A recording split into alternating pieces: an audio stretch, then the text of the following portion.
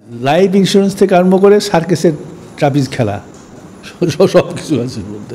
ঠাকুর একটা বাণীতে বলছেন, সদ্দীক্ষা তুই এক্ষুনি নে, ইষ্টেতে রাখ সম্প্রীতি, মরণ তরণ এনাম জোপে কাটেই অকাল জমভীতি। তিনি দীক্ষা নিতে এত তাড়াতাড়ি বলছেন? দীক্ষা নিতে আসল রাস্তা যদি পাওয়া যায় আসল জায়গাতে তাড়াতাড়ি পৌঁছানো যাবে, তাই তাড়াতাড়ি দিতে হবে। আচ্ছা, এই যে বাঁচা বাড়ার যে পদ্ধতি, বাঁচা বাড়ার যে রেকর্ড হচ্ছে, এই যে বাঁচা বাড়ার যে প্রিন্সিপালস, এগুলো তো বারবার তিনি এসে এসে দিয়ে গেছেন বা পুরুষোত্তম দিয়েছেন, বুঝতে পারছি। আমরা যদি আগের কোনো পুরুষোত্তমের ওয়েগুলো ফলো করি তাহলে তো পাওয়ার কথা তো কিছু তো পাবোই তো। একটা রিসেন্ট এনসাইক্লোপিডিয়া, পরিবর্তনের মধ্যে দিয়ে চলছে তো, অনেক কিছু পরিবর্তন হয়ে গেছে। আচ্ছা, যজন কথাটা আমরা দেখলাম ডিকশনারিতে বলছে জজ ধাতু থেকে। জজের মানে দেওয়া আছে পূজা, মিলন আর সঙ্গতিকরণ। পূজা, মিলন আর সঙ্গতিকরণ, যেটাকে ভাঙলে মানে আমরা চারটে জিনিস পাচ্ছি। ভালো করে বলছি, যজন মানে নিজেকে উদ্বুদ্ধ করা যে কোনো একটা পারপাসে। ওই যে পূজা, কিছু একটা ফাংশনের মাধ্যমে নিজেকে এলিভেট করছি, সেটাই যে এলিভেটেড হচ্ছি তখন সেই ভাবটাকে অন্য মধ্যে সঞ্চালন করতে হবে, সেটা যাজন হয়ে যাচ্ছে।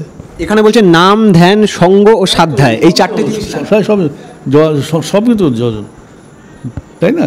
এক্স্যাক্টলি প্রপাগান্ডাটা কি, মানে কি কি করতে হবে? যে দাঁত মাজা যেমন বুঝি, তার প্রপাগান্ডা নেই, শুধু করতে হবে, করাটাই প্রপাগান্ডা। কি করতে হবে, কি সেটা প্রিন্সিপাল, মানে নিজে ভালো করে থাকতে হবে এবং নিজে ভালো করে থাকার জন্য যে প্রেরণা দরকার সেই প্রেরণা পরিবেশ থেকে পেতে হবে। আমি বলছি যে আমরা জানি দাঁত মাজা পরিষ্কার থাকা মানে কি, পরিষ্কার থাকা মানে দাঁত মাজা, স্নান করা, এটা সেটা এরকম। তো যজন মানে এক্স্যাক্টলি কি? মন মাজা নেই পরিষ্কার থাকার মধ্যে?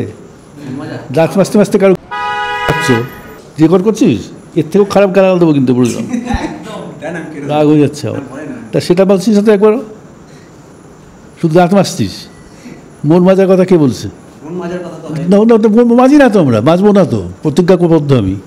আমি শুধু ভালো ভালো সাদা জামা পরে ঘুরবো, মনের মধ্যে প্রচণ্ড কালো থাকবে। মন মাজবো কি দিয়ে? মোটিভেশনাল ভিডিও দেখে দেখতে পারিস, যে যাতে মাঝে মোটিভেশনাল ভিডিও দেখতে পারিস, কোনো একজন বাবা মাকেও দেখতে পারিস, নিজের গুরু বলে যদি কেউ জীবন থাকে তাকেও দেখতে পারিস, পুরনো সৎগ্রন্থ টন্থ যেগুলো আছে সেগুলোও পড়তে পারিস। কিন্তু ওটা না করলে হবে না। তুই তো বাইরেটা করছিস, সাবান মাখিস, গায়ে সাবান মাখিস, বগলে সাবান মাখিস, মনের কোনাতে সাবান লাগানোর কোনো ব্যাপার নেই। করুক, তো তাই তো চাহিদাটা কী সেটা দেখতে হয়, নিজের চাহিদা কী সেটা কেউ এক্সপ্রেস করছে না তো।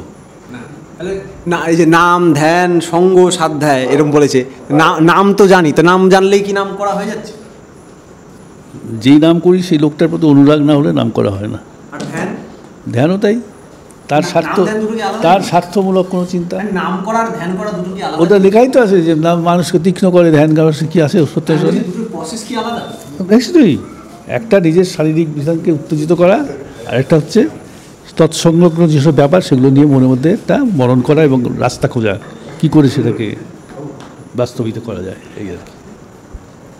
আর নাম ধ্যানটা বুঝতে পারলাম, স্পিরিচুয়াল ফিরে আসলো, কিন্তু সঙ্গটা কি জিনিস আবার? এই যে বসে বসে এখানে গাঁজা না খেয়ে এখানে বসে কথা দিতেও সঙ্গ বুঝতে পারছিস না? আর সাধ্যায় বলতে নিজে পড়া, যে পড়তে ভালো লাগে না যার, সে কি করবে? ভালো না লাগা দিয়ে আরম্ভ করবে, পড়তে ভালো লাগবে।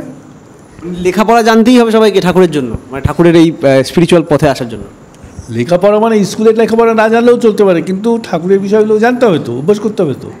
পড়াটা কি পড়বে, মানে ঠাকুরের জীবনী পড়তে পারে, সৎগ্রন্থ পড়তে পারে, সত্যানুসরণ পড়তে পারে, গীতা পড়তে পারে, বাইবেল পড়তে পারে, যাতে ভালো প্রেরণা জাগায় সেগুলো পড়তে পারে। আমি তো দেখেছি যারা বেশি এই ভালো বলতে পারবে, ও যে যারা এত সৎগ্রন্থ বেশি পড়েছে তাদের মধ্যেই বেশি ঝামেলা। এ বলে কালী বড়, ও বলে শিব বড়, ও বলে, এ কি লাভ হলো? সাধ্যায় পড়া হয়নি তো, ওটাকে বই পড়েছে আসলে।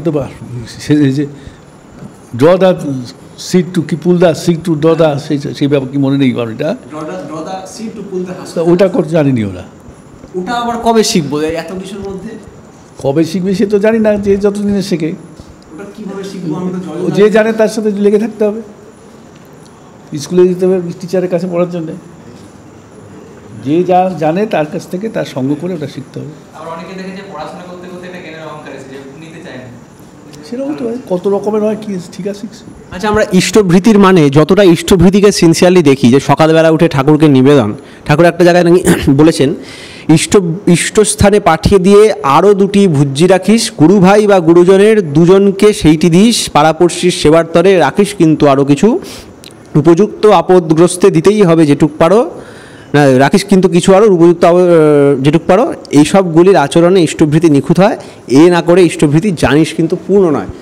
তাহলে আমরা ইষ্টভৃতিদের টাকাটা দেওয়ার ব্যাপারে বা যেটা যে করে সেভাবে যেরকমভাবে যতটা সিনসিয়ার, না করলে যেন আমি জল থুতুও গিলতে পারবো না এরকম একটা ফিল আসে, অন্যকে ভুজ্জি দেওয়ার ব্যাপারটা তো এসব আসে না, কেন ব্যাপারটা তাহলে?